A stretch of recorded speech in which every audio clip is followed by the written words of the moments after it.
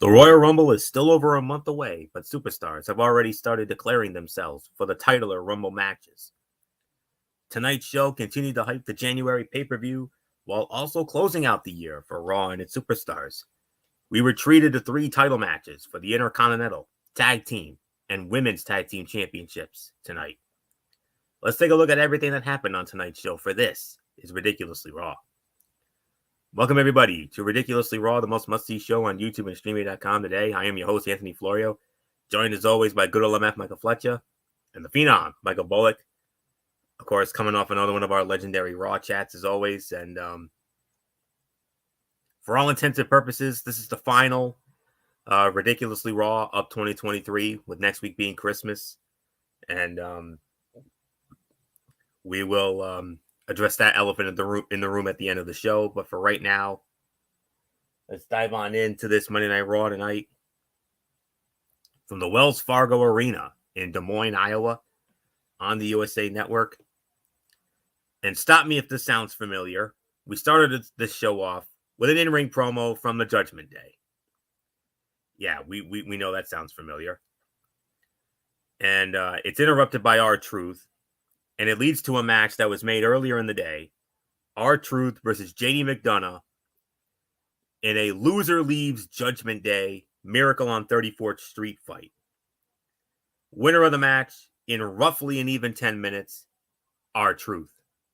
R-Truth wins the match. Solid 3 to 3 and 3. Solid 3 to 3 and a quarter, I should say.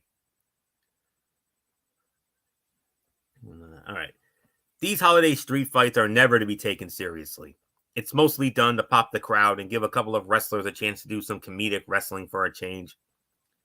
JD McDonough and R-Truth did a great job making this feel competitive while still giving us plenty of reasons to laugh.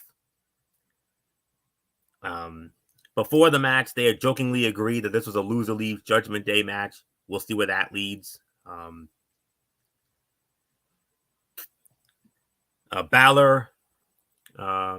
Finn Balor came so close to quoting Raul Julia's M. Bison in Street Fighter. Balor informing Truth that his idea for a match was already booked was hilarious. Damian Priest being the one guy who kind of likes Truth made all of this even funnier. Truth's scissor kick still looks great. And Dom tripping Truth so his head would fall on McDonough's nether region to deliver a low blow was a fun comedy spot. 3 to 3 and a quarter stars. So that's all I can say on that. And ladies and gentlemen, we have a major upset from Monday Night Football. The Seattle Seahawks have just defeated the Philadelphia Eagles. Whoa. Dallas, you just got a reprieve. Yeah, thank you. Dallas just got the reprieve. Just off the heels of getting their tails kicked by the Buffalo Bills. And the Cowboys are still the number 1 team in the NFC East. Unbelievable. And I'll tell you, the one person that we don't like, EDP 445, you think he's pissed off already about the way his team's been playing? Oh my God, he's gonna go catatonic tonight. Yeah, he's gonna go. He's gonna go full nuclear on this team. And I'll say this: we know a certain guy from Rhode Island who's a big Dallas Cowboys. He was really pissed off and really angry about what happened to the Cowboys, especially against Buffalo. This might soften the blow a little bit to see that the Eagles effed up. They mucked up and they just blew a golden opportunity for the NFC East. I mean, this was a golden chance and they blew it. Hey, hats off to the Seattle Seahawks, man. That's a humongous win for them. Yeah, they needed it to keep their playoff hopes alive. Yeah. Oh, absolutely. Absolutely. And if you're Philadelphia, what are you thinking right now? You just lost your 3rd straight game, and all of a sudden you're thinking, oh, they're the team that's going to go to the Super Bowl. It's like, will they even make it to the Super Bowl? You know what? I'm going to say it. I know I'm going to piss a lot of Philly fans off, but I don't give a damn. The Eagles are frauds. They are. They're fraudulent. They're not the same team that they were a year ago. They're not the Super Bowl caliber team. They're fortunate for being where they are right now. And I'm gonna be real blunt with you. I think they're one and done when they get into the playoffs. And you know what, Fletch? I'm going to join you. That team is nothing more than a bunch of frauds. They thought that they were going to be this team that's going to go to the Super Bowl again, and look what's happened to them. They got exposed by the Seahawks, and in the last 2 weeks they got exposed. So this team is nothing more than a bunch of frauds. And if you Philly, and to all you Philly fans that are a bunch of second-rate, low-life scumbags, if you don't like it, then you can go screw yourselves. I don't care if you get pissed off about it, because you know my stance with Philly fans. Well, there's quite a few. Yes, I do know about the Phil. I do know about your hatred for the Philly fans.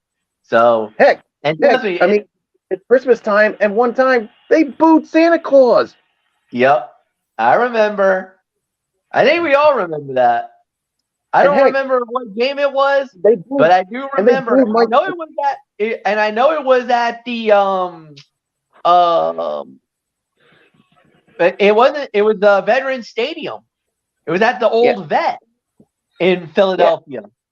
Yeah, and then they booed Michael Irvin or they cheered Michael Irvin after he got when he tore his ACL. Yes. I'm like, what is with these Philly fans? They are just so savage. They are so mean. I'm like, this is why I cannot stand them. And as far as I'm concerned, if their team gets eliminated, one and done, I'll say right here, right now, you guys got exactly what you deserve, you scumbags. All right. So that is the breaking news. The Seattle Seahawks have just upset the Philadelphia Eagles 20-17 here tonight. Seahawks improved to 7-7. Eagles dropped to 10-4. Seattle goes to Tennessee on Christmas Eve Sunday, whereas the Eagles will go home next Monday on Christmas to host the New York Giants. And if there was ever a time for a get-right game, that's the time for it right there. So we'll see what happens, guys. We'll see what happens. But with that being said, let's get back to wrestling here. R-Truth defeating JD McDonough in this Miracle on 34th Street fight in roughly an even 10 minutes. Like I said, this was about 3 to 3.25 stars on my scorecard. So not much more to say on this. So MF, R-Truth defeating JD McDonough roughly an even 10 minutes in this holiday silliness tradition that still exists, even though McMagma's no longer running things. Yeah, but the thing is that the way that Hunter did it, it was actually an enjoyable comedy. It wasn't nauseating. It wasn't stupid. It was actually a very well-crafted comedy skit. You know, it's one of those things where, yes, I get it. A lot of people are a little like, did you really need to do that, Hunter?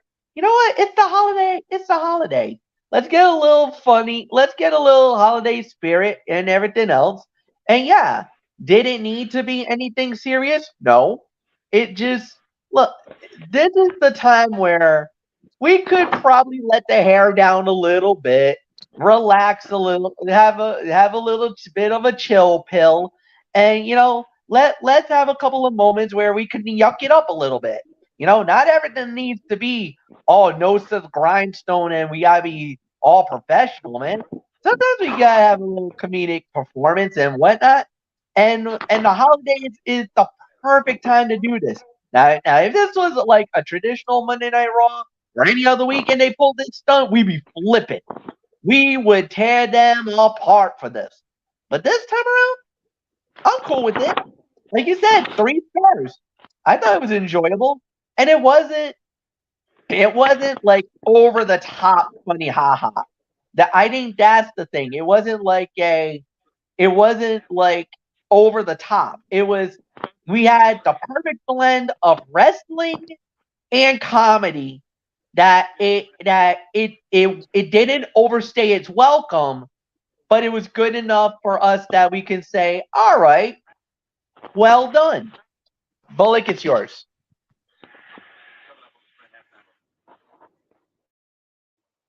Yeah, I mean, this was a 3-star match. I mean, and like Fletch said, I mean, I know there are people like, why is WWE still doing this whole Miracle on 34th Street? Isn't this a McMahon campy comedy nonsense? But the thing is, like you said, Fletch, the way Hunter presented it, I think it's perfect. I mean, we weren't, and Florio and I even talked about it. We weren't asking for a 5-star match. We just wanted it to be the perfect balance of with some comedy with the your typical wrestling, and we got it right here. This is why I like Triple H's version of it. And I know some people are going to be like, "Oh, why did you have R-Truth go over? Why did you have to have this campy comedy guy go over?" I mean, you just made JD McDonough look like a total doofus. But look, sometimes we like the element of surprise. I mean, we like the unpredictability. I mean, look, I mean, JD McDonough winning this match, it would have been predictable. Sometimes we love that level of unpredictability, and that's what we got right here. So I'm actually okay with this. You know what this reminds me of? Sami Zayn with the Bloodline. You need the comic reliefs once in a rare while. And the thing is, R-Truth is so good with the comedy shtick that's why this thing works. He is that one person that can actually humanize the Judgment Day. And if you notice, Damian Priest kind of broke.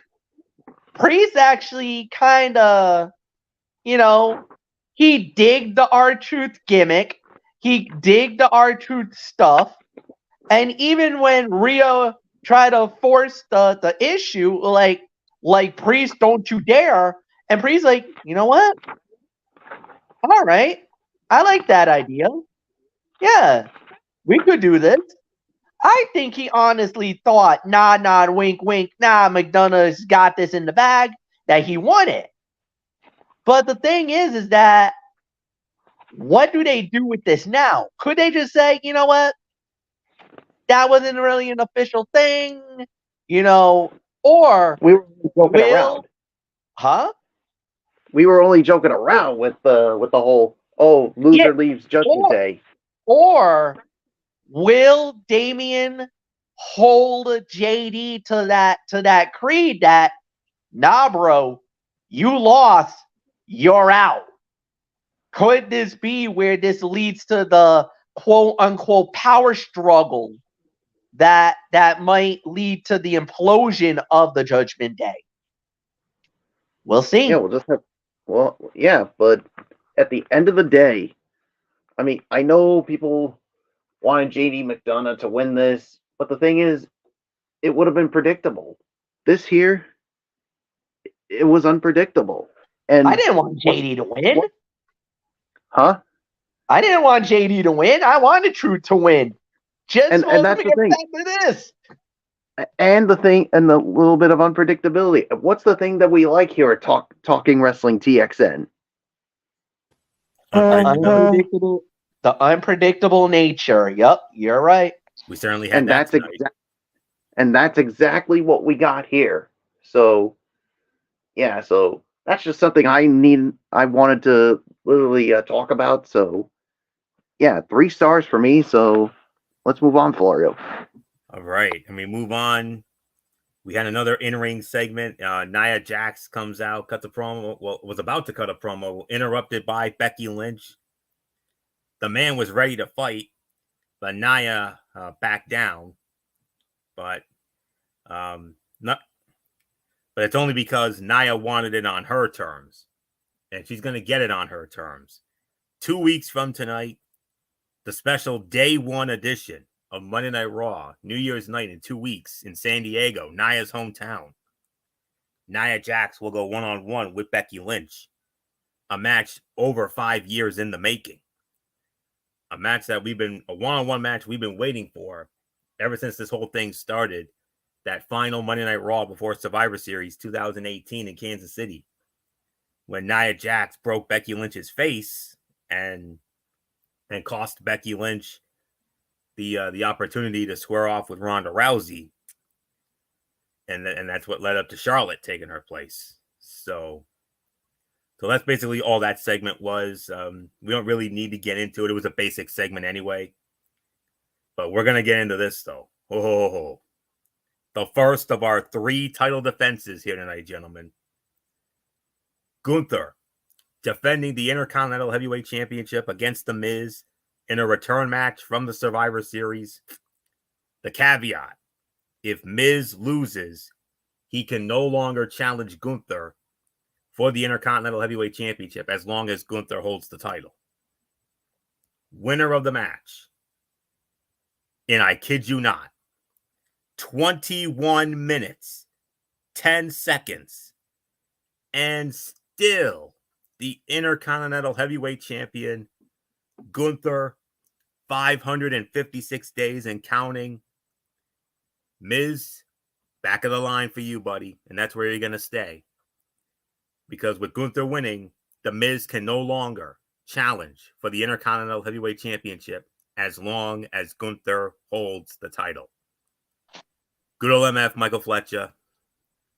Gunther successfully defends 21 minutes, 10 seconds. Wow. 4.5 stars. Fight of the night. If you want to make an argument for it, it definitely is in that range. I will say this. The greatest performance by The Miz in his WWE career. Amen. Best match he's ever had. The intensity, the battle, the fight, and it was the Ring General who brought it out. He made Miz a star tonight. Miz was already a star. He was already, he was there. He was well recognized, well known. This elevated The Miz to a whole new level, and it actually made me earn his respect. Tonight, The Miz earned my respect. And that's one thing that I never gave to The Miz. He never earned it. He never deserved it until tonight. He's earned my respect because that, my friends, was a performance of a lifetime. And that man deserves the recognition and the love and the flowers that he's getting from the social media around the world. That's exactly what he deserves because he left it in the ring and it was a great performance. Gunther is just a whole different story and a whole different animal. And right now, he's going in to 2024 red freaking hot. This is the guy that a lot of people truly believes that if CM Punk wasn't in the mix, this man should have been the world heavyweight champion. And I still believe he will in 2024. But we'll wait and see how that plays out. But right now, without a doubt, he adds his legacy, he adds his streak, and he adds the fact that he is, without a doubt, quintessentially, and I'm going to say it, and there's no bear repeat. Everybody was saying about where is Gunther in the reign when it comes to the greatest intercontinental champions of all time. I can comfortably and wholeheartedly say that in this era of the Intercontinental Championship, oh, by the way, the belt that was brought back to relevancy thanks to Cody Rhodes. Oh, by the way, way back when. He is, without a doubt, the greatest flag bearer to the Intercontinental title. And as a matter of fact, I can go as far to say, after he broke the record from the Honky Tonk Man and everything else, that, everybody would have said, he's there to be considered the greatest Intercontinental Champion of all time. No. Now I consider him the greatest Intercontinental Champion of all time. He didn't get a chance he didn't get there yet, in my eyes, until now. Now, after what I saw here tonight on Raw and how he did it, there is no doubt in my mind he is the greatest Intercontinental Champion of all time. And he is, I'm going to say it, one of the leading candidates for Wrestler of the Year. You can say right now, there's a few guys who you can legitly say is Wrestler of the Year.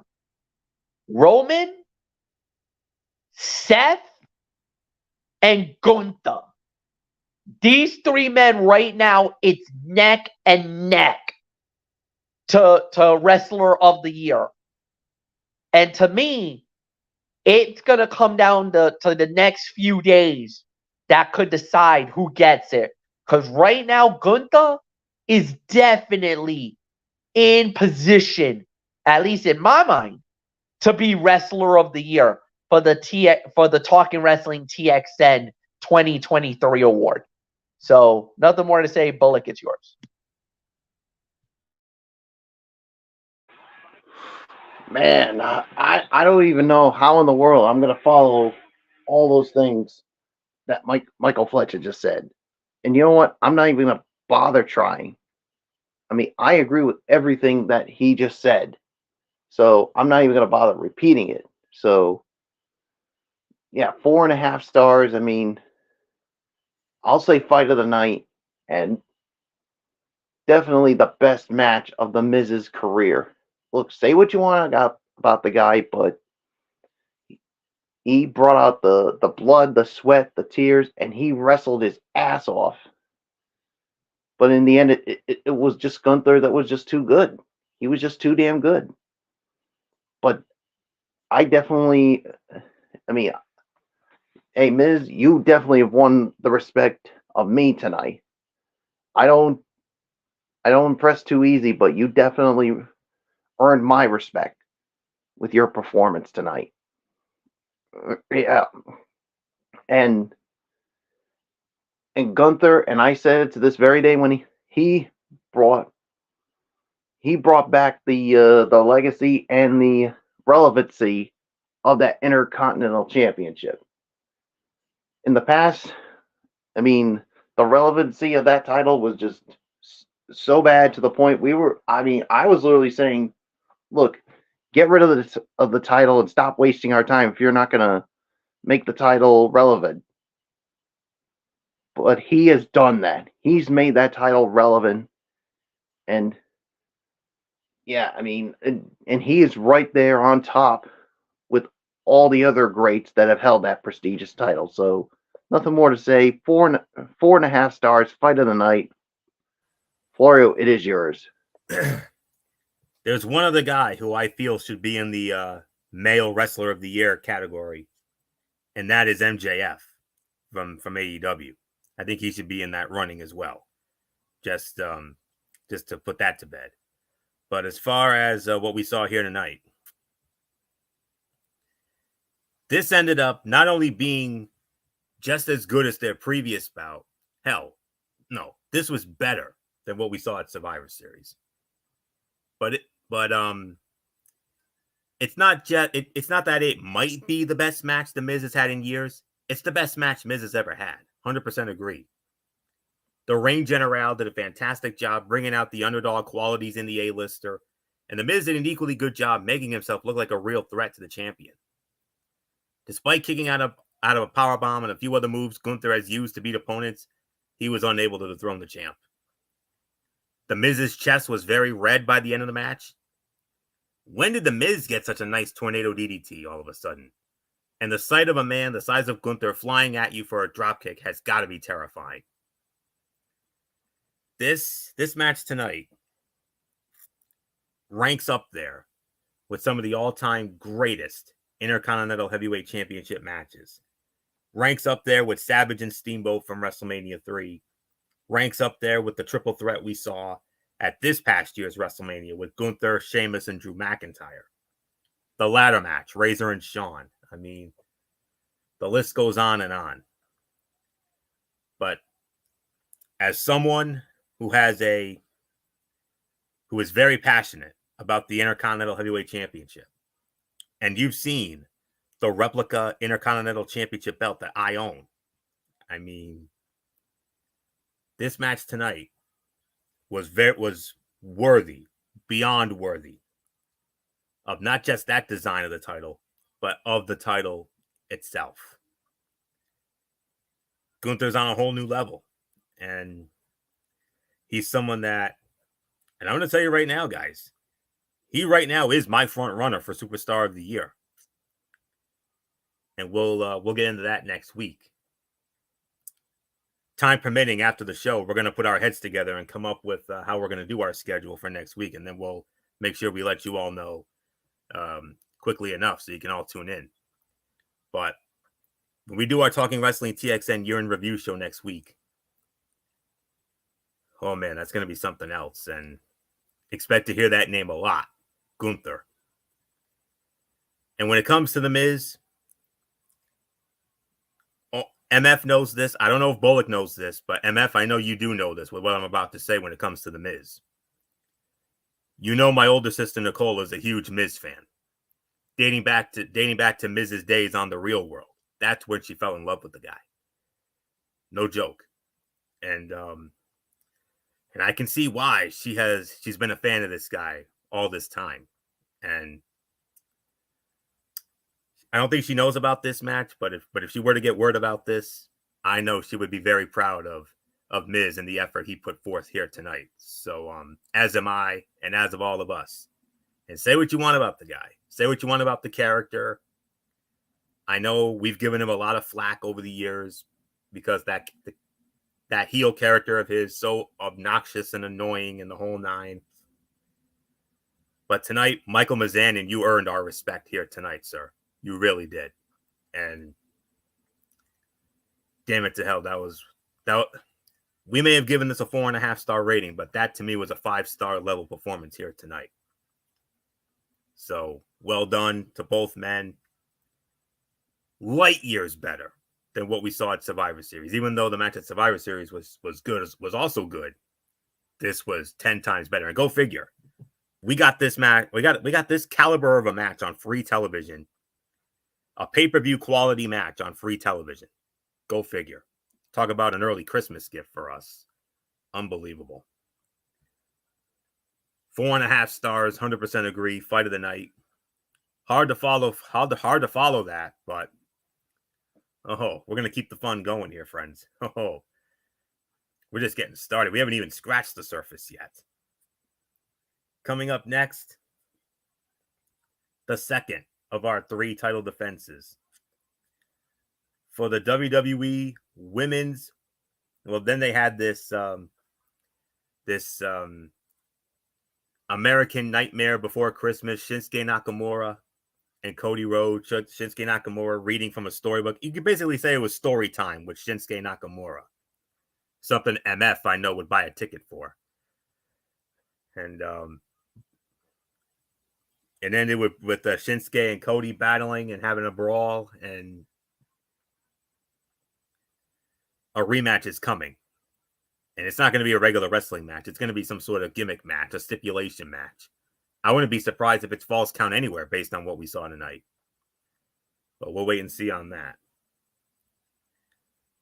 WWE Women's Tag Team Championships on the line. The champions, Chelsea Green and Piper Niven, defending the titles. against Kaden Carter and Katana Chance. Winners of the match, 10 minutes and 50 seconds. And new WWE Women's Tag Team Champions, Katana Chance, Kaden Carter. They win the titles here tonight. Michael Bullock, Phenom. Whoa. We saw this on our Raw chat, and I know this has got to be a full circle proud papa moment for you. I mean, former NXT Women's Tag Team Champions.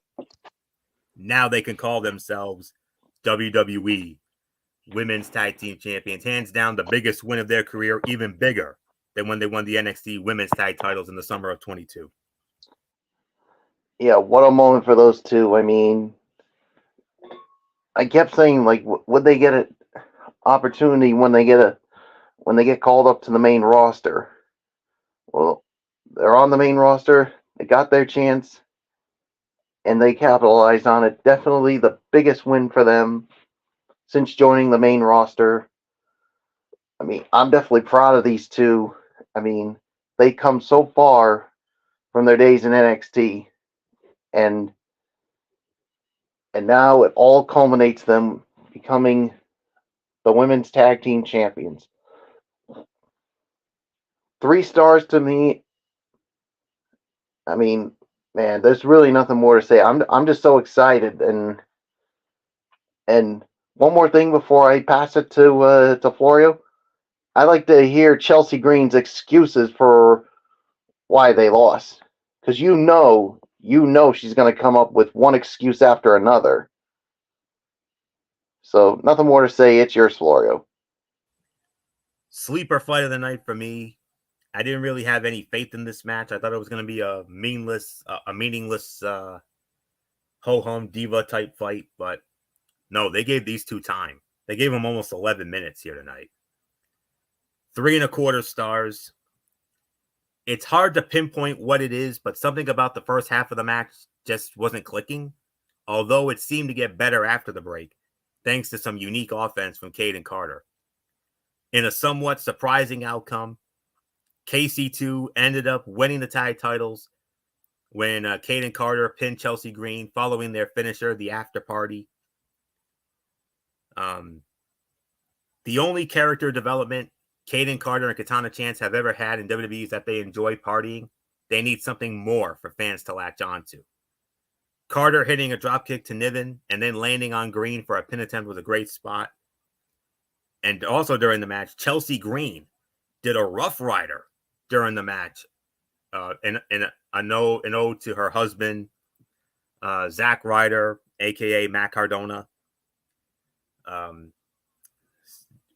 A spot that I noticed, and I pointed it out to Bullock during our Raw chat there.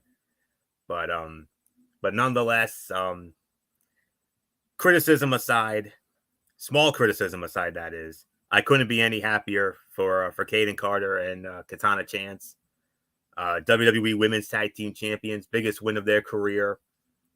These two have worked so hard and so long for this, and you know, we kept saying to ourselves, when were they going to get their moment? When were they going to get their opportunity? They got the opportunity tonight, and Papa H and the creative team finally pulled the trigger and decided, strap them. Bless your heart. Bless your heart, Papa H. Bless your heart, man. They damn sure deserve it. Nothing against Green and Niven, but these two deserve it far more. And in 2 weeks, as part of day one, Tegan Nox and Natalya will be squaring off against Shayna Baszler and Zoe Stark. So the winner of that match could end up being their first challengers down the line in January. So, but nonetheless, great moment for Chance and Carter. They damn sure deserve it. 3.25 stars, sleeper fight of the night for me. So there isn't anything else left for me to say except I'm going to turn the mic over to their biggest fan, good old MF, Michael Fletcher. I know when I dropped it in our messenger chat, when you got word of this, I swear Bullock and I could hear a Pat McAfee like "Let's go" out of you from your end, and I don't know what else there is to say. MF, here you go. Your girls did it. 10 minutes, 50 seconds. Carter and Chance, new WWE Women's Tag Team Champions. And new champions were crowned. So MF, Monsoon, you know what to do. Hit us with those legendary magic words, and I know it's gonna be beyond sweet for you to all right. All right. I think MF might have stepped away for a moment. So we'll wait for him to come back and rejoin us. But nonetheless, what a moment. A big moment indeed. I'm not going to take the moment away from MF. I'm going to let him do it when he's ready to come back in. So let him do his legendary catchphrase that Gorilla Monsoon made famous for so many years during the yesteryears. So, all right. So MF, let me know when you're ready, and we'll get you back in. But for right now, let's move on to we'll catch MF up when he's ready to come back. All right. Let's of course we had a cutout match here. Akira Tozawa squaring off against Ivar. Ivar wins the match, 4 minutes and 5 seconds. To me, the worst fight of the night here. It was better than expected, but it was still a glorified squash match. Let's be realistic. I'll give it about 1.5 to 2 for the effort, and it was the worst fight of the night, to be honest with you. Then we had an in-ring segment with the World Heavyweight Champion, Seth freaking Rollins, in his home state of Iowa, interrupted by Drew McIntyre. And, of course,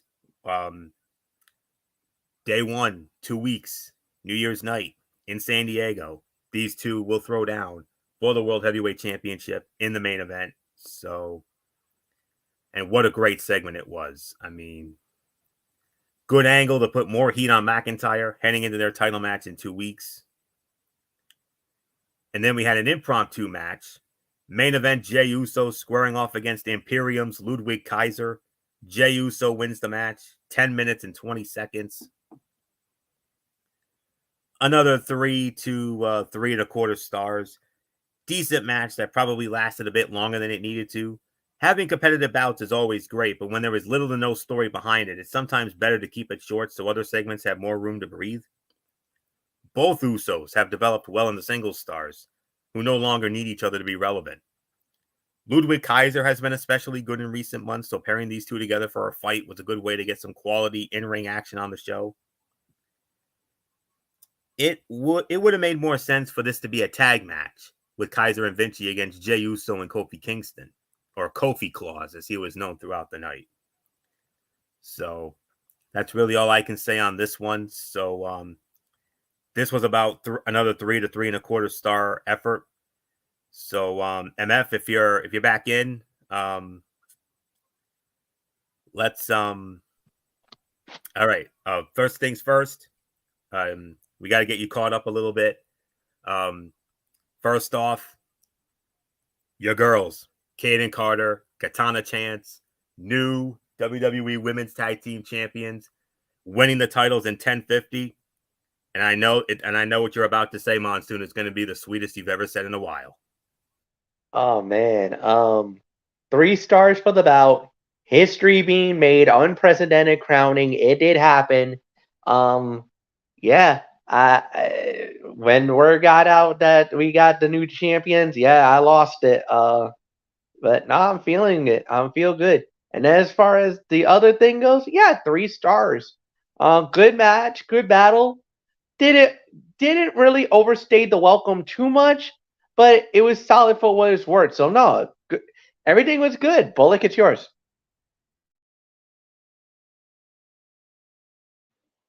Yeah, I'll give it about 3.25 as well. I mean, yeah, it certainly didn't overstay its welcome, but all in all, I thought it was a good match. So there's really nothing more for me to add on to it. So it is yours, Florio. All right, and with that, gentlemen, we move on to the main event. But before we do, we'll set the table for 2 weeks. Becky Lynch one-on-one with Nia Jax. Tegan Nox and Natalya versus Shayna Baszler and Zoe Stark. Rhea Ripley will defend the Women's World Championship against Ivy Nile. And Seth freaking Rollins versus Drew McIntyre for the World Heavyweight Championship. Tonight, we had 3 championship matches. 2 weeks, we're getting 2 championship matches. And they're both the big ones. The respective world championships on the men's side and the women's side. How great is that? Happy New Year indeed. Main event of the evening, undisputed WWE Tag Team Championships on the line. The champions, Damian Priest and Finn Balor, with Rhea Ripley in their corner. Defending the titles against the Creed brothers, Julius and Brutus. Ivy Nile in their corner. Winners of the match, 16 minutes and 10 seconds. And still the undisputed WWE Tag Team Champions, Finn Balor and Damian Priest. MF, I mean, we already had one happy ending earlier in the night when your girls Katana Chance and Kaden Carter won the Women's Tag Team Championships. Unfortunately, no happy ending here as Balor and Priest successfully defend the undisputed Tag Team Championships against the Creed brothers. But make no mistake about it, guys. The Creed brothers are going to be champions sometime in 2024. Believe that. So MF, it's yours. 16-10. Oh, yeah. Agreed. And you could say maybe the Creeds should get another shot because didn't that arm look like it was up before 3? That looked close. I thought the shoulder was up. I don't know. I think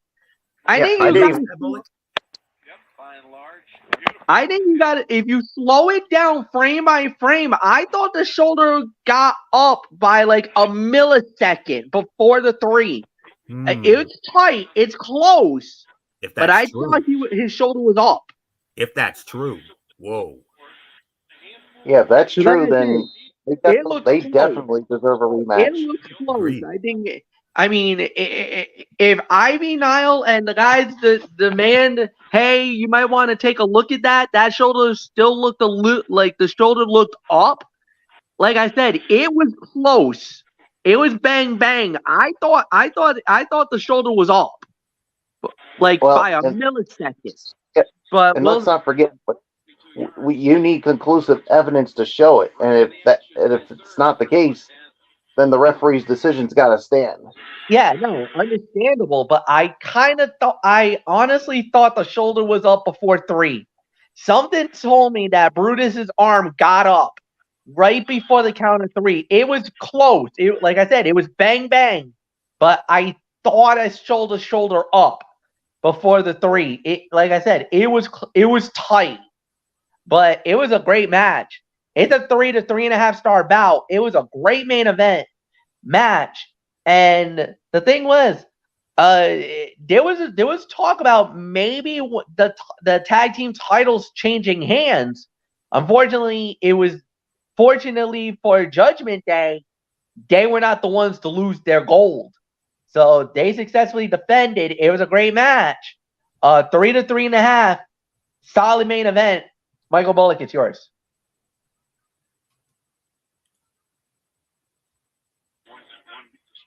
What did you give it, Fletch?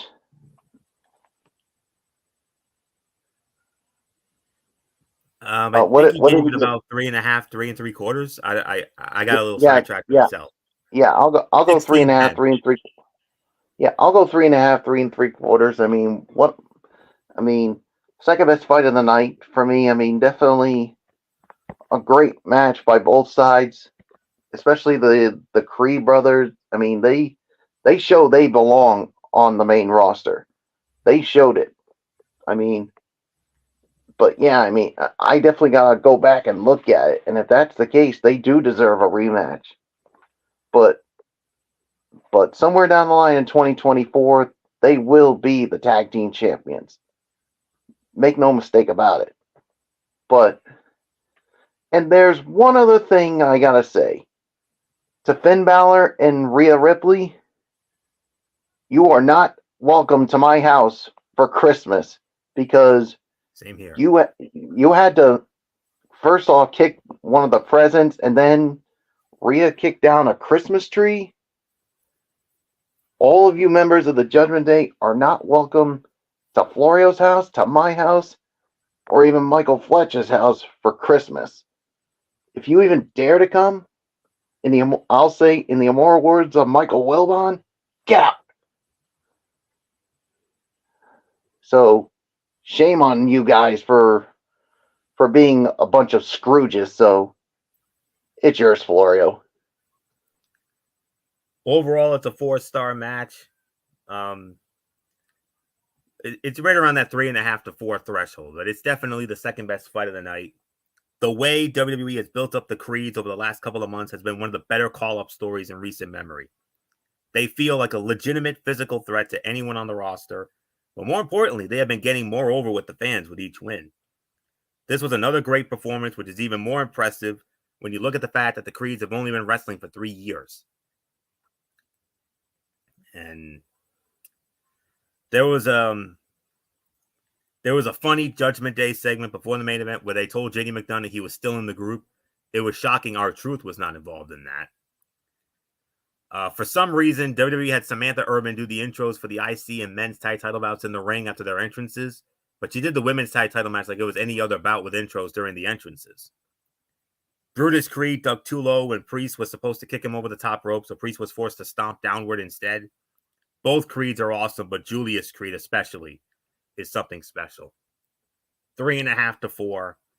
Second best fight of the night. So, with that being said, Michael Bullock, let's get to your overall thoughts on this supposed final Monday Night Raw of 2023. Yeah, because I think next week's Raw, I think it could be a best of show because, hello, it's Christmas Day. So it is the best of show next week. There is no live Raw.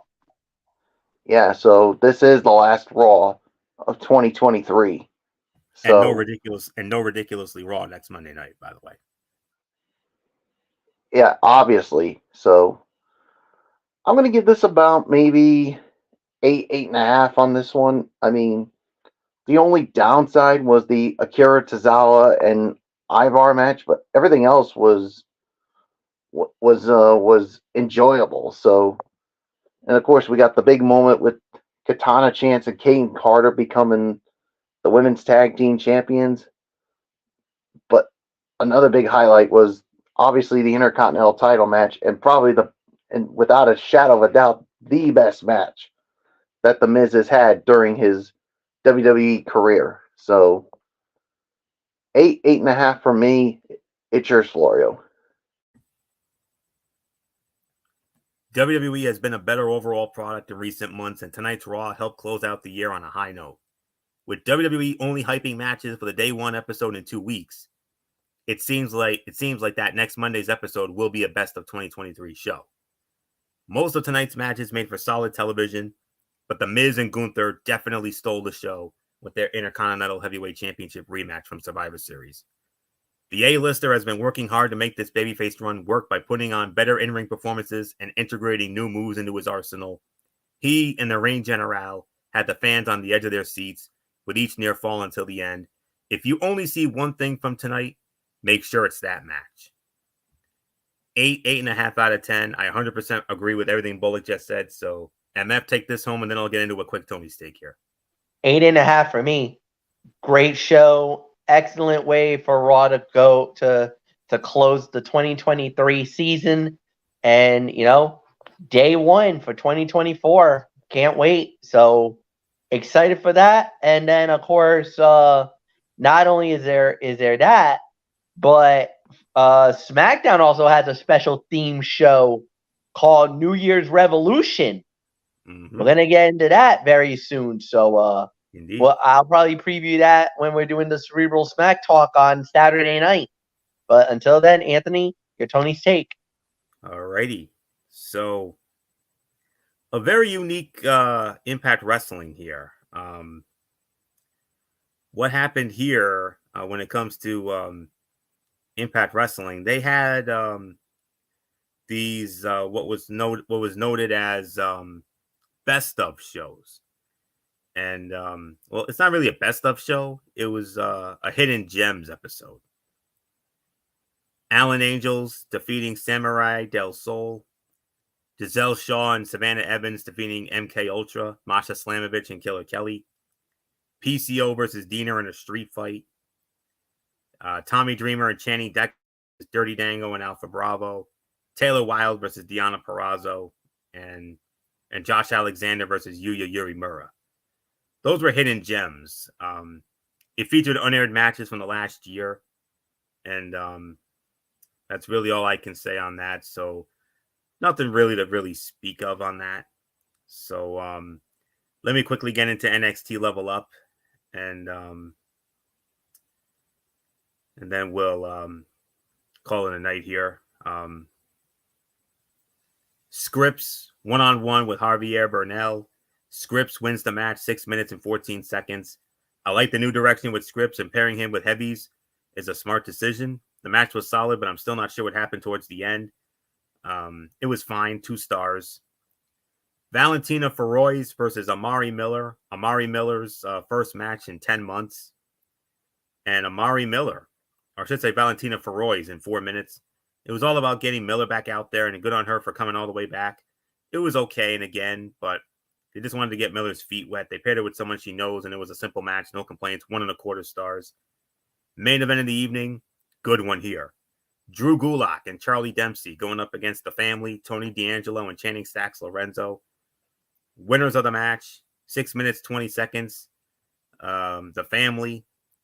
It was weird as they worked hard, but the crowd wasn't invested at all. Still, they worked hard enough to get a solid match going. Not enough Dempsey torturing people, though. 2.25 stars, 6 out of 10. Opener and main event was solid enough, and the women's division match accomplished what it needed, as it was great to see Amari Miller back out there. Just an easy watch as always, and that's it. So that will put the bow on this edition of Ridiculously Raw. We want to thank you all so very much for tuning in as always.